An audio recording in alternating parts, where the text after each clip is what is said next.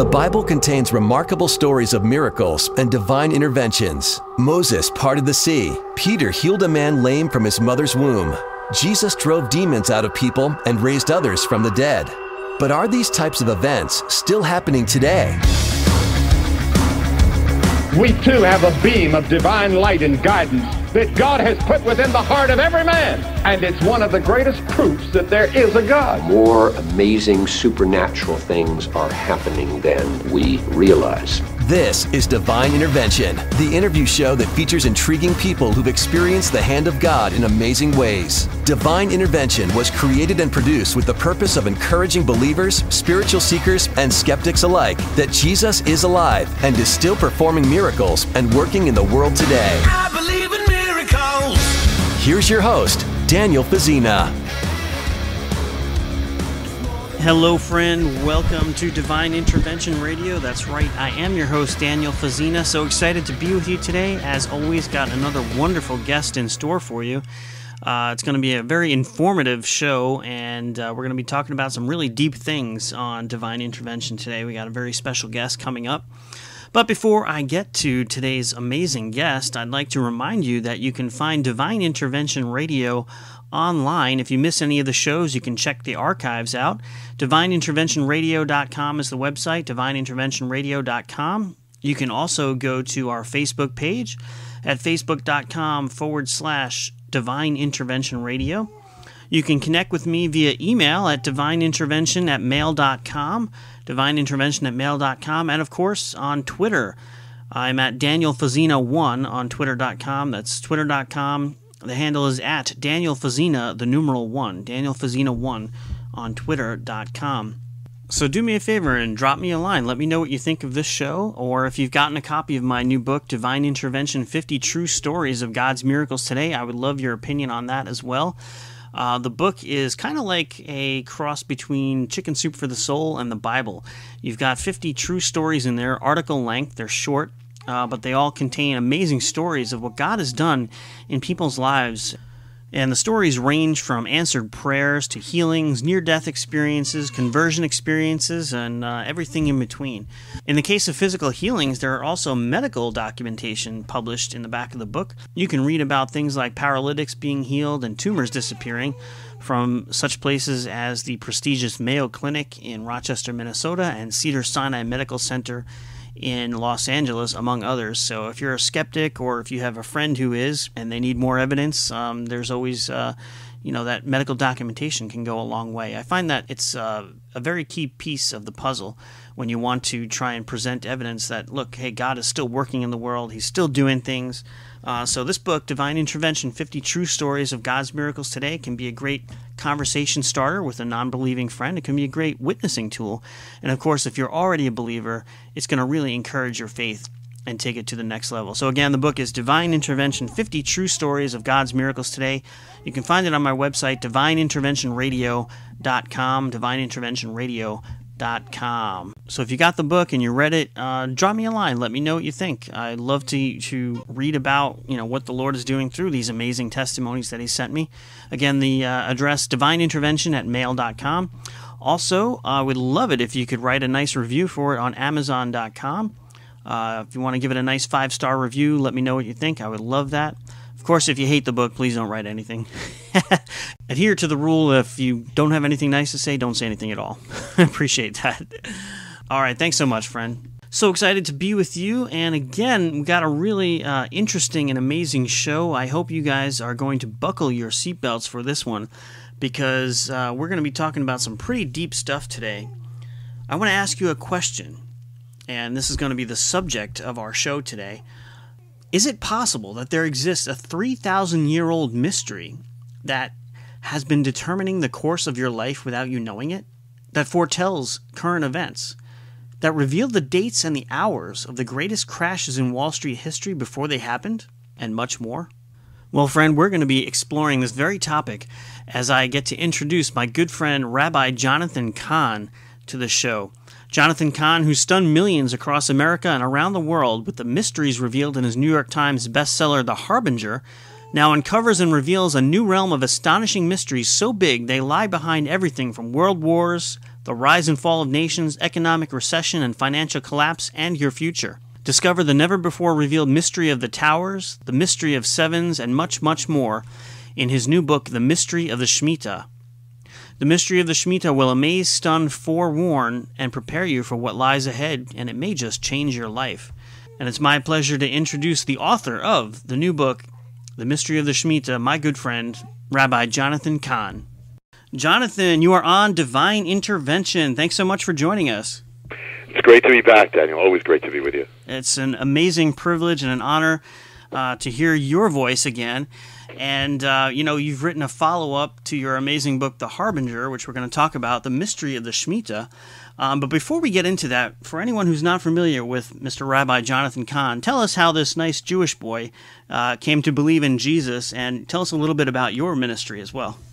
Yeah, well, I grew up in a Reformed Jewish home. I went to synagogue, Hebrew school as a child, and one thing, I was hearing about the God of the Bible who moved in people's lives and spoke and was alive, but then when I looked at the synagogue, I just didn't see any sign of that, and so I became an atheist at the age of 8. And 8 years old. Wow. 8 years old. Yeah. and I was, I was a strong atheist, and lasted for a while until I realized that there had to be a reason. There had to be something behind. We couldn't just exist for no reason. So I started a search. I started seeking every book I could on books on science, religion, the occult, UFOs. And one day I picked up a book. I thought it was a UFO book because it looked like that year, and instead it was the late great Planet Earth by Hal Lindsey on biblical prophecy, and it was kind of like God kind of fooled me, got me in the back door. So I looked at this, and it was all about the prophecies in the Bible that are coming true now, beginning with Israel coming back and the end times, all those things. So this just totally blew me away, and I never knew anything about that before, and that totally changed my outlook, and I started believing in my head, but I didn't want to live it, and so I'm telling my friends all about it, and I'm actually winning them to the Lord, but I didn't know the Lord, Finally, I was living like, as a typical teenager, had a rock band and all this stuff, and I just didn't want to give that up. I thought if you follow God, you give up every good thing, and, you check into a monastery, and that's the end of your life. So I made a deal with God. I said, Lord, if you give me a long life, I will accept you when I'm on my deathbed. And that was the deal. And right after I did that, I was almost killed in a car accident. And then a little while after that, I was in a Ford Pinto, and I was heading to a train track, and it was nighttime, and the people were crossing, but the light was going. So I figured, well, maybe it's broken, or maybe the train already passed. And so let me check. So I'm moving up, and I look to my left, and I see this light. It's not like it's really moving because I'm on the track, and I didn't realize it. I was right in the path of the train. And I said, maybe I should back up a little bit just to be safe. Gosh. Just to be safe. I didn't realize where I was. I backed up a little, but then there are headlights in back of me now, and I didn't think I backed up much. So just a little bit. I thought I was just being extra safe. I had no idea I was still in the path of the train. And so the train comes down, and it plows into the Ford Pinto. The car goes up like aluminum foil. Oh my gosh. And the only thing I could do as I was hit, I just called out to God, and the car was destroyed, and I didn't get a scratch on me. So I said, okay, God, that was close. I said, can we renegotiate that deal? So I said, okay, a new deal. I'll accept you when I turn 20. Just don't kill me until then. So on my 20th birthday, and it was about 8 months after the train crash. I didn't know how to do it. I didn't know how to come to the Lord, but I remember in Hebrew school, God met Moses on the mountain and Elijah on the mountain. So I found a mountain, and it was at night, and I drove to the top of the mountain, kneeled down on a rock, and gave my life to the Lord. That's how I came to the Lord, because of that train. That is amazing. And when you say come to the Lord, I mean, did you know it was Jesus at that point? Or did you just, or was it the Hebrew God? Or? In those, actually, when I was reading all those books, the UFO books, occult books, all the stuff, Jesus is in all of them. I mean, in some way, there's Jesus. So that was kind of opening me up through the back door. And then in Late Great Planet Earth, it spoke about Jesus as the Messiah. And I had a Hebrew scripture, the Old Testament, at my home. Not that we ever read it, but I started reading it. I opened up and I read about the Messiah, the Jewish Messiah, has to be born in Bethlehem. I thought that was Catholic, but it's Jewish. The Messiah of Israel has to die for our sins, Isaiah 53. All these things that I thought were Christian or Catholic turned out to be Jewish. So I saw that there's only one person who fulfilled the prophecies of the Jewish Messiah, and that was Jesus, or Yeshua. There was no number two. There was no runner-up. Yeah, wow. That's awesome. I love your testimony, and that's it in a nutshell. I mean, just the fact that you had these two near-death experiences with the cars and then getting hit by a train in a Ford Pinto, no less. That's like getting, that car was known to explode upon impact. So. Yes, exactly. It was kind of adding the whole thing. Yeah, exactly. And I realized, it was only a matter of inches that my life was over. That was eternity. So it took that. The Bible says that Jews demand a sign, when they need something big. Well, I needed a train, and if it wasn't for that train, I don't think I would have come to the Lord. So I thank God for it. And then after that, I didn't. I was in the middle of college, and I was a history major, and I didn't know what to do, and the Lord kind of interrupted my life very supernaturally at that time, that I was called into ministry, and I would go into full-time ministry, but I didn't know what that was. I mean, I looked, I tried, I said this, and just nothing gelled. So I ended up saying, Lord, just give me something you would do, a job you would do, and He gave me a job working with disabled children. And that was kind of my preparation for ministry. He taught me, patience and a million other things. And meanwhile, I was asked to lead a Bible study, and I was asked to help out with a new congregation and all. So I was doing all these things. And then one day, kind of overnight, after a few years, I was asked to lead this congregation that I was helping to start. But I was never wanting to lead it, and that was Beth Israel, or the Jerusalem Center. And I said, Lord, I know we're not supposed to give you signs, or we're not supposed to give you fleeces, but I said, I have 6 fleeces, and you have to do all of them by the end of the month. And He did every single one of them. So I said, so I had about 30 people, and then it started multiplying and multiplying and multiplying, and that was the beginning of the ministry, Beth Israel, here outside New York City and New Jersey. And then from that came Hope of the World, which is the outreach around the world. Right, and you've been doing some great work on that. I get your newsletters, and you're just reaching out everywhere with the gospel, and it's a wonderful thing. Friend, you're listening to Divine Intervention Radio. I'm your host, Daniel Fazina, and we are speaking with my good friend, Rabbi Jonathan Cahn, who leads Hope of the World and Beth Israel Center in Wayne, New Jersey. And we're going to get into his new book here, which is called The Mystery of the Shemitah. But before we do that, let's set it up a little bit with your previous book, The Harbinger. In case anyone's not familiar with that, what is The Harbinger, and how does that lead into this incredibly deep subject of the Shemitah? Yeah, The Harbinger is an ancient mystery, goes back to about 2,500 years, to the last days of ancient Israel. And that is when a nation that had known God, turned away from God, now was in danger of judgment. And God warns, and there are 9 signs or 9 prophetic warnings that are signs of a nation about to be judged. And they appear in Israel. The people of Israel ignore them, and they ignore God's calling. And a number in a certain space of time, they are destroyed, wiped off the face of the earth. Well, the eerie thing, or the stunning thing, or the strange or amazing thing is that the same 9 harbingers that appeared in the last days of Israel are now reappearing on American soil. And some have appeared in New York City, some have appeared in Washington, D.C., some have involved objects or ceremonies, some have involved American leaders, even the President of the United States. And these things are not general things or loose things. These are exact manifestations, with precise detail. We're replaying the last days of ancient Israel, and with the warnings coming, because America is now the nation that has known God, has fallen away from God, is rapidly accelerating away from God, and the harbingers are warning specifically of judgment to come. And one of the mysteries, there's 9 harbingers in the book, The Harbinger, and then there are several mysteries. One of the mysteries that begins in The Harbinger is called the mystery of the Shemitah, and that, it turns out, I knew there was so much more to it when I wrote The Harbinger.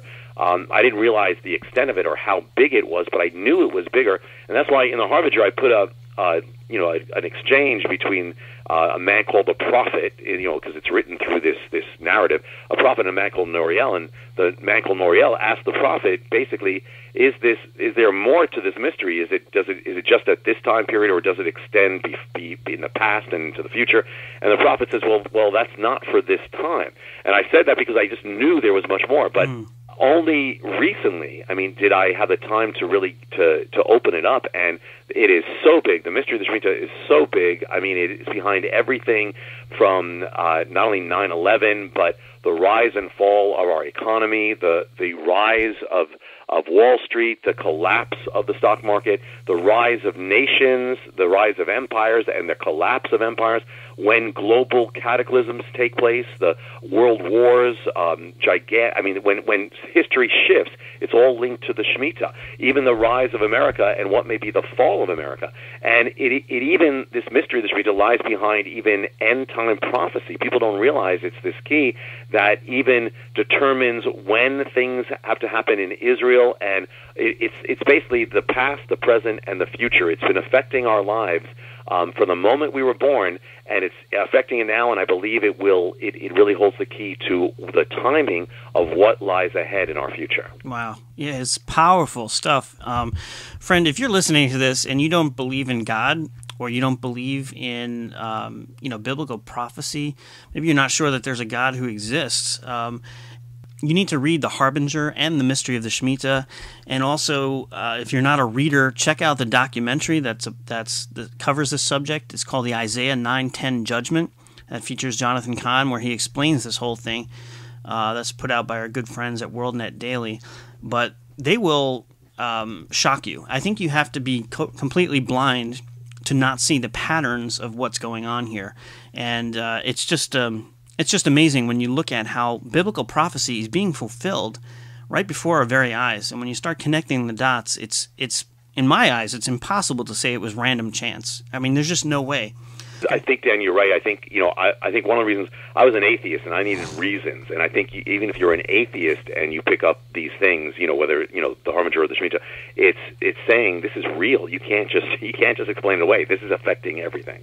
Yeah, and it was shocking to me, even as a believer, but it just kind of confirmed my belief in the Bible, and that there is a grand plan, a grand design, if you will, to the events that we see unfolding. They're not random. Yeah. God is still in control, but He's definitely sending signs to America. And I really like the way you put it in The Mystery of the Shemitah. Like, why would God be sending these signs to America in particular when there's so many other nations that are, acting against God's will, that they're hostile to God? And, the reason you gave is because America was patterned after ancient Israel. Can you go into that a little bit, the parallels between America and Israel, and why that's significant? Yeah, sure. There's a scripture that says, "Too much is given, much is required." So the first thing is we've been so blessed. The more blessed you are, the more accountable. But the other thing is that, yes, America was patterned after the ancient Israel, the original founders of America, the Puritans. They outright said, we will be an Israel. Not that it's replacing Israel, but we're going to be patterned after Israel. John Winthrop, who wrote the famous a model of Christian charity from which we get the city on the hill. He said, "We shall be as a city on a hill." One of the Puritan founders. It says, if we follow God as Israel, we will be blessed. We'll be the most blessed people on earth, as Israel was. And he starts quoting from Deuteronomy 30 or 28, the blessings of Israel. But he says, but then if we turn away from God, then the judgments that came on Israel will come upon us. So the thing is that ancient Israel, and that's really what the Harbinger is saying, it's really what the Shemitah is saying, ancient Israel, knew God, and yet they turned away from Him. They drove God out of their government, God out of their culture. They started promoting immorality. They started calling evil good and good evil. They started lifting up their children as sacrifices, and then judgment came. God warns before He judges. Well, America was also founded on the Word of God, was founded for the glory of God, and has been blessed more than any other nation by God. But America, as ancient Israel, we have made the same mistake. We have been driving God out of our culture, God out of our government, God out of our school system, God out of the public square. We've been calling evil good and good evil. We've been promoting sexual immorality, as Israel did, and we have lifted up our children as sacrifices. People say, well, how can you compare what Israel did, when they lifted their children on the altars of Baal? with America. Well, Israel lifted up thousands. We've lifted up millions. We've killed millions of unborn children. So we are rapidly. I mean, the apostasy of America is rapidly. It's like incrementally increasing. So we are in danger, and the Bible is very clear. You cannot be blessed by God like this and then drive God out and war against God and expect those blessings to continue. So now the same signs that appeared in ancient Israel are appearing now and are linked to America in the Harbingers and in the Shemitah, which is a mystery that begins in Israel and that actually was to be a blessing but led to their judgment. Wow, that's amazing. And can you just give us a few examples of the signs, the Harbingers, before we get into the Shemitah, which is a subject in itself? What are some of the signs that God has given us that parallel with ancient Israel, and how can we recognize those? The first sign is with Israel is a strike on the land. It's always the first sign of judgment that years before the nation's destruction, a warning strike is allowed. An enemy is allowed to make a strike that's temporary, it's contained, and then it's over. But it's a shaking, it's a wake-up call. It happened in Israel in 732 BC. It happened in America in the year 2001, September 11th, when America was shaken. That's with the attack on 9/11, it begins the time of the Harbingers. And this is a wake-up call. But America, instead of waking up, turned even farther from God. And what happened is the same signs, the one sign is called the stone of judgment that appears in Israel after the destruction, after that first strike, and it appears on the same ground that the attack happened in ancient Israel. Well, it happens in America that the same stone, it's called a biblical gazit stone. The stone of judgment is taken, is quarried out, and it is set on the exact ground where the attack on America came with ground zero.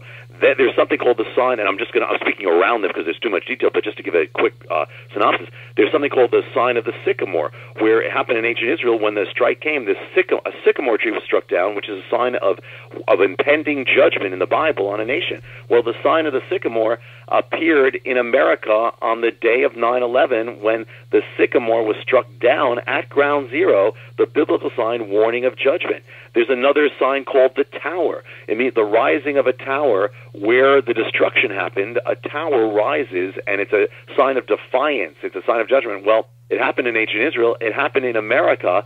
After 9/11, a tower began to rise at ground zero, and this tower was a tower of defiance. It is only being completed this year, which is the year of the Shemitah. It was actually birthed in the year of the Shemitah, and it is being completed in the year of the Shemitah. But in the Bible, this is a sign of judgment. Another sign is when the leaders of ancient Israel actually pronounced judgment on their land by pronouncing a specific ancient vow, which is in Isaiah 9:10, which is the vow of the Harbingers.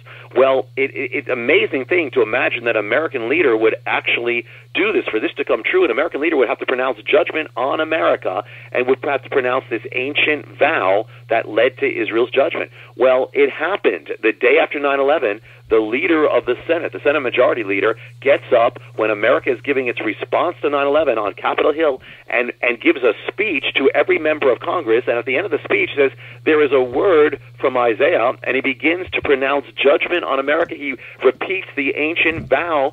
Tom Daschle is uttering the ancient vow that brought judgment to Israel on America, and it actually specifies the Harbingers. It's like prophesying what's going to happen, and he has no idea what he's doing at all, and yet he pronounces judgment. The ancient vow is spoken the day after 9/11. It's in the annals of Congress.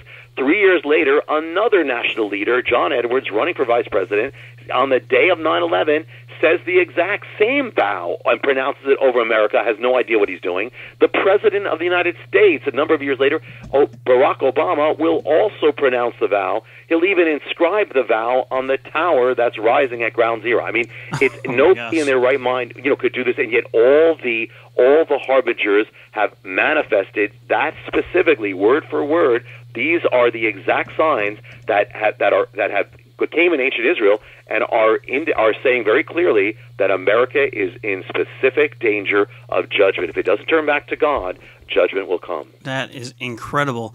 And friend, you can actually see footage of these national leaders, Tom Daschle, John Edwards, Barack Obama, reciting these in the Isaiah 9:10 Judgment documentary put out by WorldNet Daily. It is shocking to see it firsthand. And, Out of all the verses in the Bible they could have chosen, they chose that one. I mean, there's over 30,000 verses in the Bible, and why would they choose this particular one that signifies judgment on a nation? That is just mind-blowing to me. It's the exact same principle. That's exactly right. It's the exact same principle that why did all these harbingers, why did they plant this specific tree? Why did this tree get struck down? Why did they take this stone and put it there? They had in none of the cases did they have any idea what they were doing, yet in every case they are reenacting the exact same thing. And this is the principle. They don't know what they're doing. That's what makes it prophetic. They think they're doing one thing, and yet it ends up, fulfilling the exact prophetic progression of judgment. That's the whole point. The harbingers manifest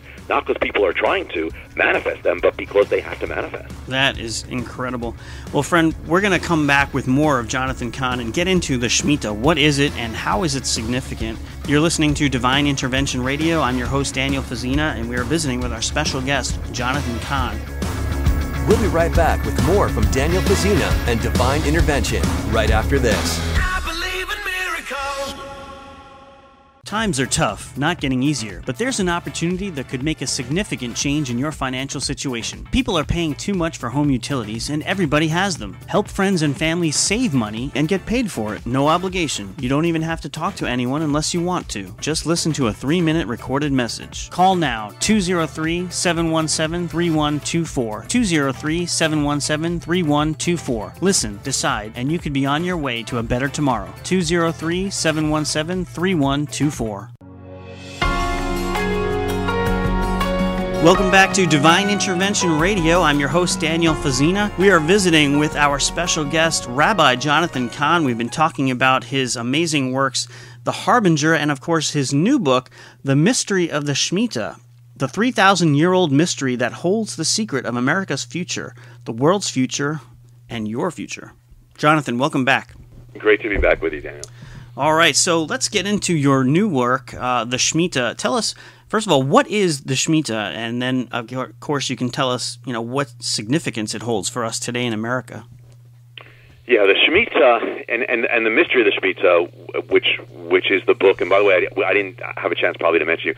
Just last week they came out with a DVD version called The Mystery of the Shemitah Unlocked. So nice. This came out for those who are visual. It's very powerful. But anyway, the Mystery of the Shemitah is a mystery goes back over 3,000 years in the Bible, and that literally lies behind everything. I mean, so much of everything that's happening in our lives. There's not one person who's listening to this where this mystery has not affected them, and the world, and our economy, and 9/11, and everything.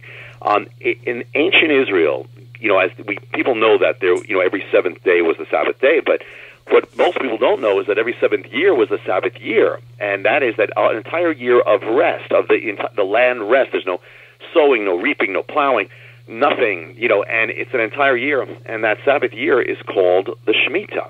And on the last day of the Shemitah, something really extraordinary happens. The date in the Hebrew calendar is called Elul 29, and on Elul 29, all the nation's debts, at the very end of the Shemitah, all debts are wiped out, all credits wiped out. The nation's financial accounts are wiped clean.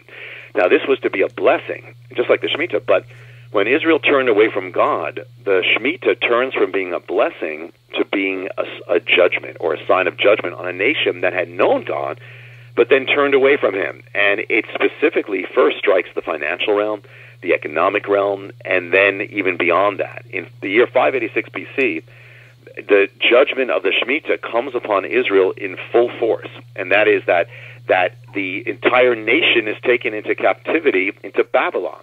For 70 years, the land lies desolate for 70 years. And the Bible says why.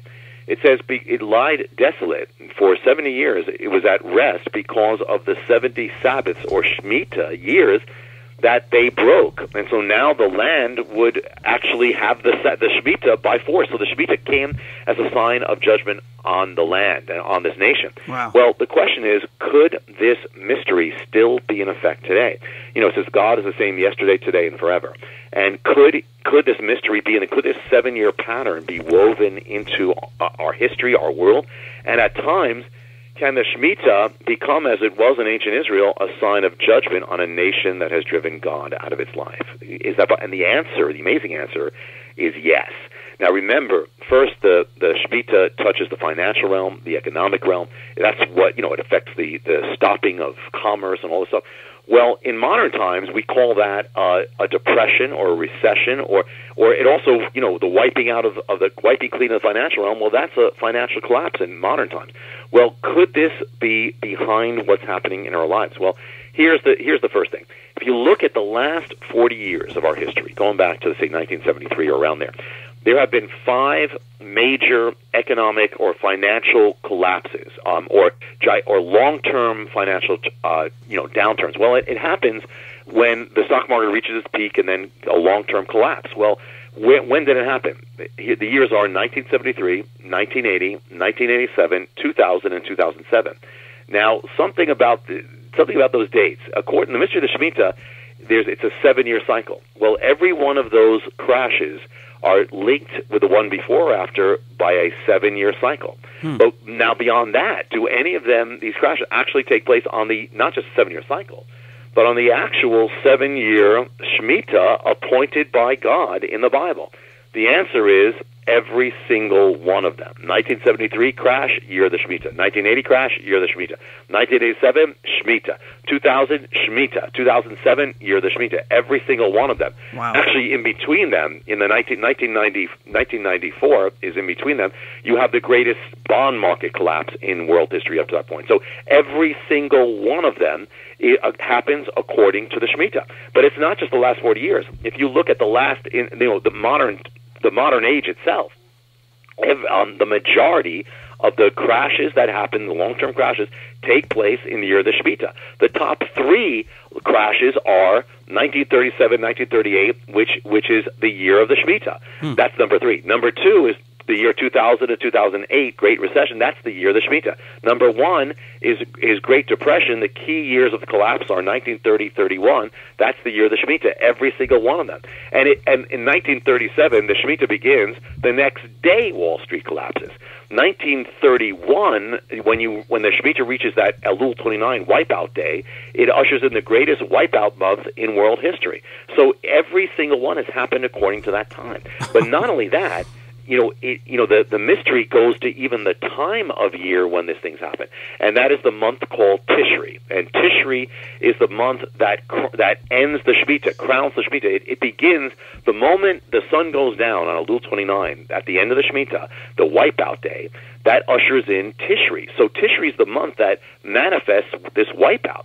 Well, so the question is, do any of the greatest day crashes, because they can happen any time of the year, do they happen, and any of them happen at the time of Tishri? The answer is the majority of the greatest day crashes in world history all cluster around the time of Tishri. All of them. And that's like saying they can happen 52 weeks of the year, but they all happen, or the majority happens within 2.5 weeks. They all cluster around the time of Tishri. And for ages, financial analysts have been mystified. Why do all these things, why do all the greatest crashes tend to take place at one time of the year, which is autumn, which is September, October? They can never figure it out. Well, the Bible gives the answer.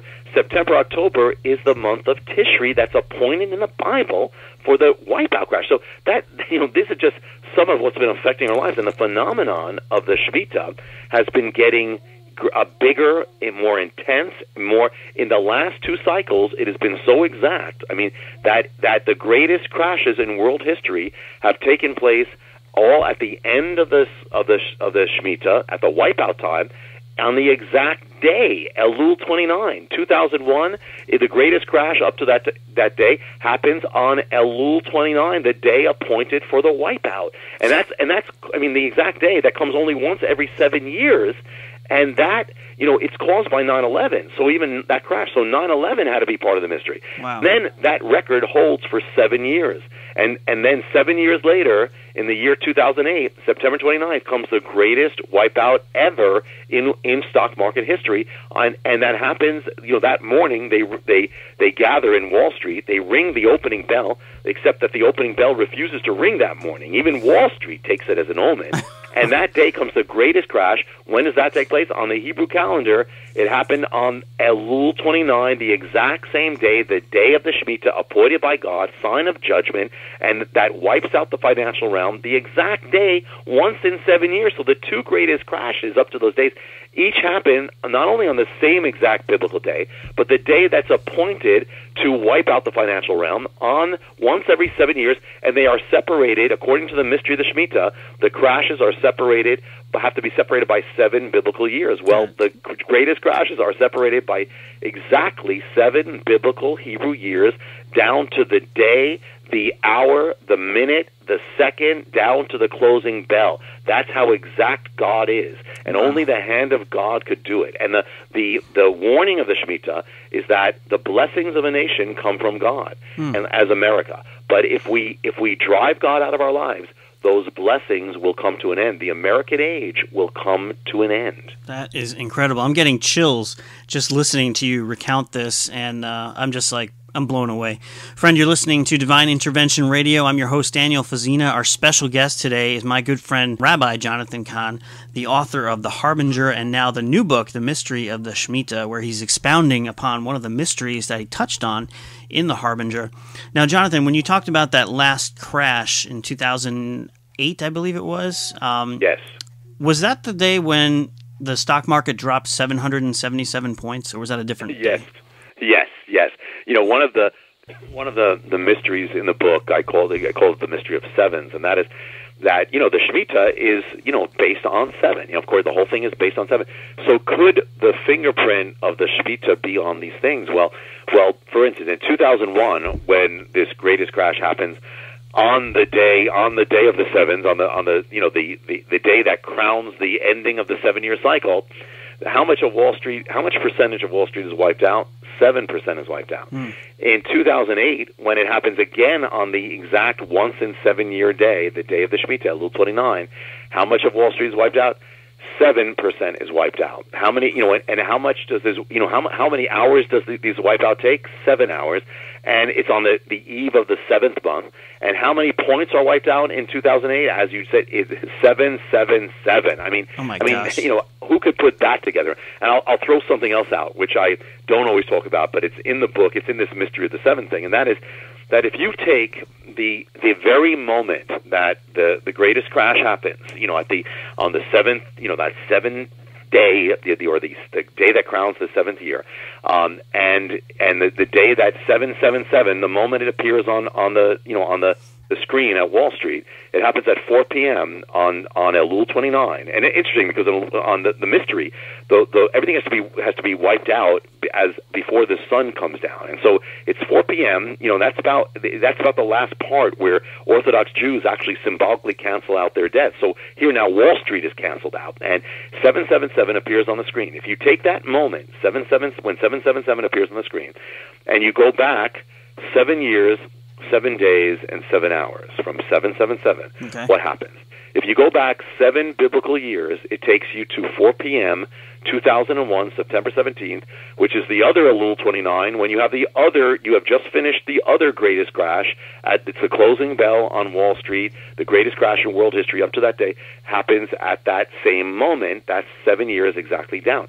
But now what happens if you go from that day now, that greatest crash in 2001, and go back now 7 days? The 7th day, what will the 7th day be? The 7th day will be 9/11, September 11th. Wow. And then, but it's 4 p.m. So if you go back 7 hours from that, where does it take you? It takes you to 9 a.m. in the morning, the exact time of the strike of 9/11. So the mystery of sevens has taken you from that 777 in 2008 from the greatest crash to the other greatest crash, and then to the day of 9/11, and then to the hour of 9/11. I mean, it's precise. It's amazing. Wow.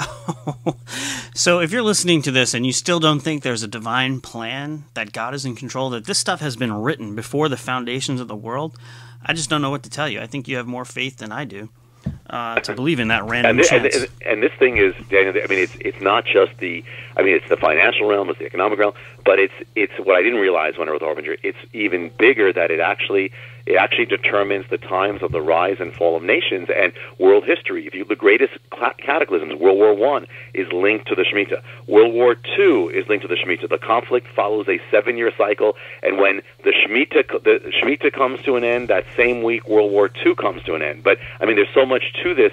But even as we said, 9/11. 9/11 takes place not only in the year of the Shemitah.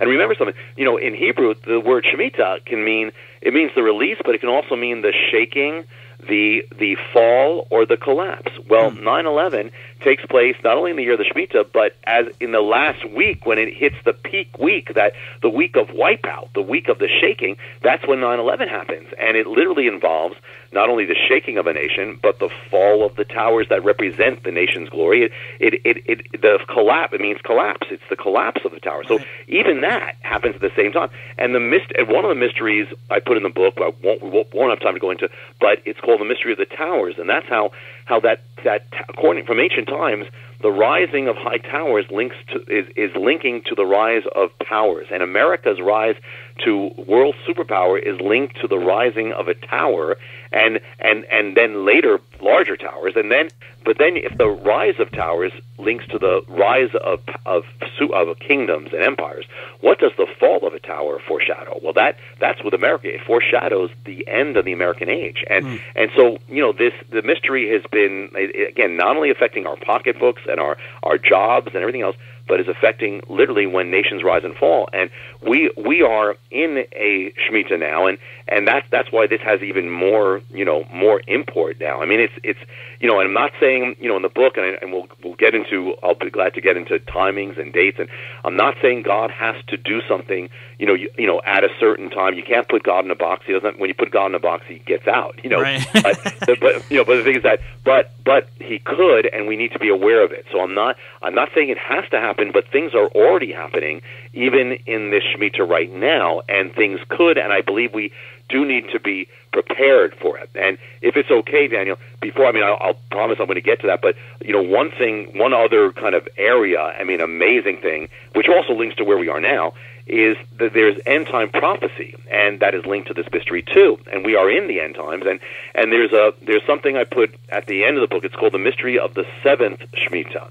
and that is this: that every 7 years was a Shemitah, but every seventh Shemitah was ushered in a super Shemitah, which we call the Jubilee. And remember, the Jubilee comes, it's 7 times 7, 49 years, and then that ushers in the 50th year, which is the Jubilee. Well, The Jubilee is a super Shemitah, and you can't understand it without the Shemitah. And the thing is that on the year of the Jubilee, if you lost your family's possession, you lost your house, you lost your land, you lost your ancestral home, the year of the Jubilee, you go home. It's restored to you. It says everyone shall return to their family's possession. So now here's the thing. In end-time prophecy, one of the key things is that we know Jesus cannot come again. The Messiah cannot come again until Israel returns home. They come back to the land, and they come back to Jerusalem. They lost it 2,000 years ago. Well, according to the end-time prophecy, they have to come back. Well, returning home is a Jubilee.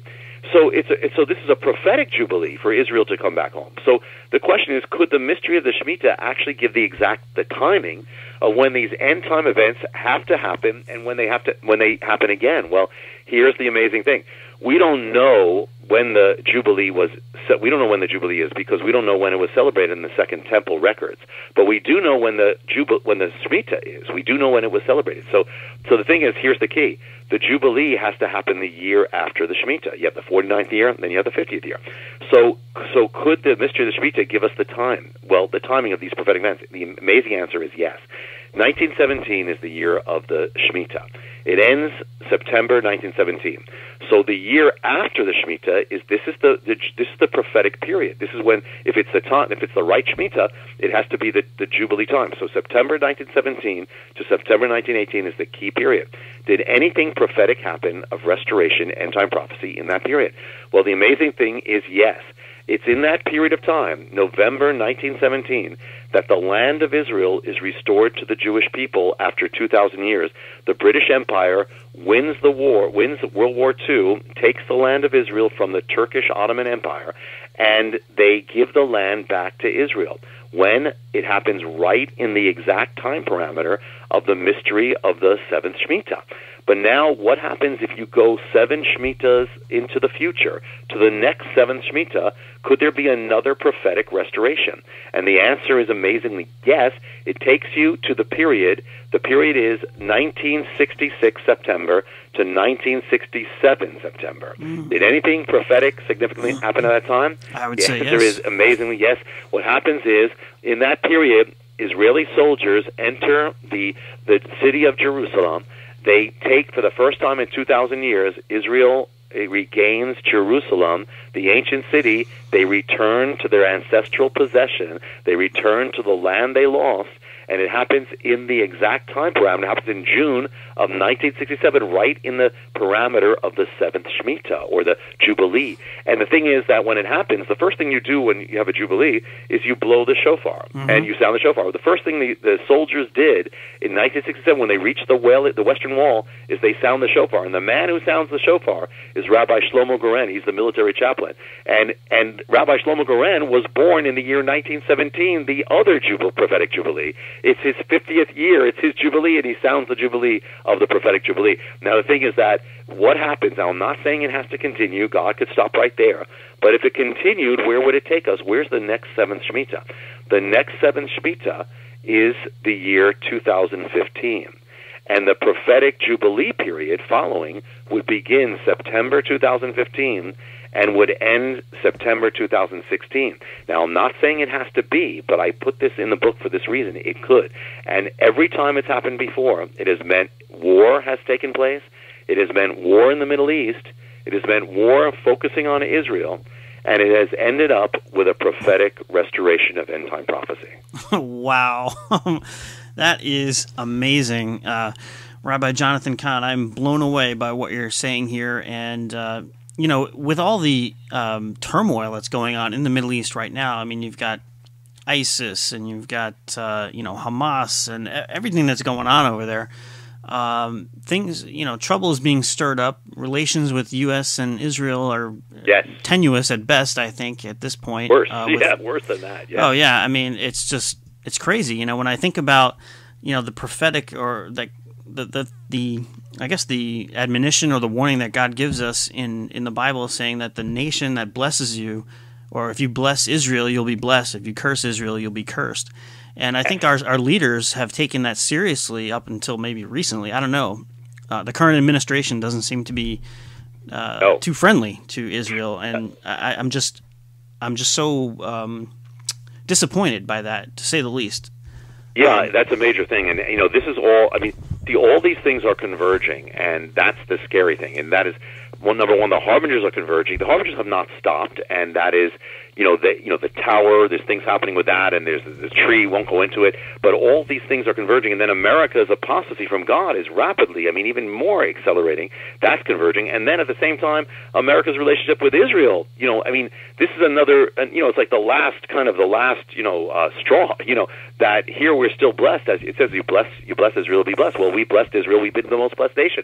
Well, now our relations with Israel are at its worst point.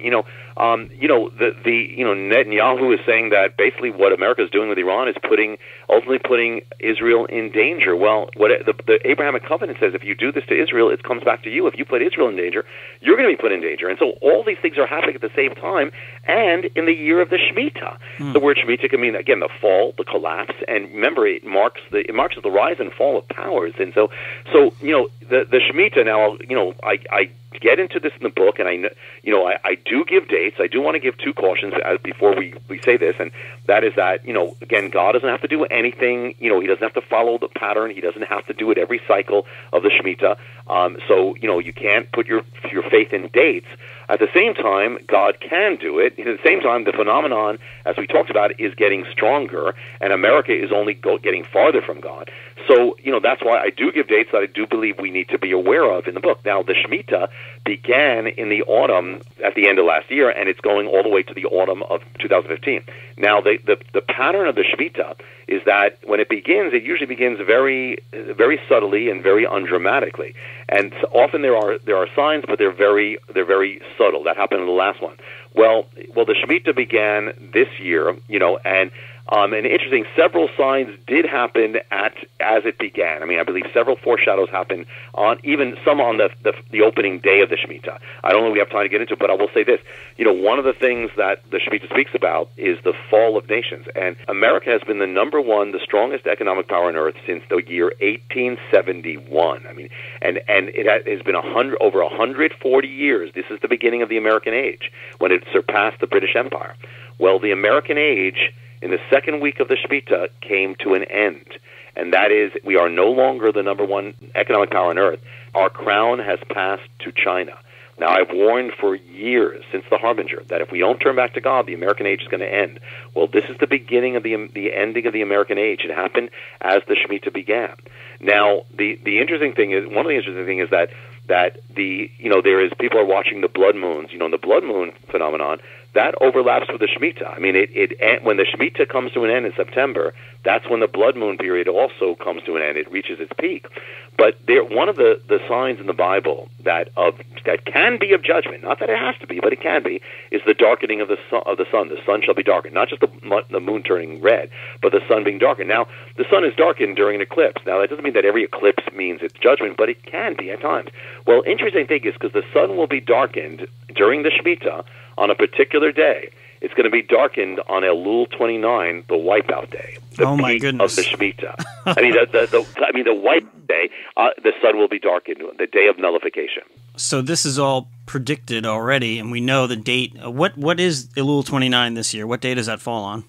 Elul 29 will fall on September 13th. Now, interestingly, September 13th is not a weekday; it's a weekend. The stock market's not open, except on there's certain foreign things that are open.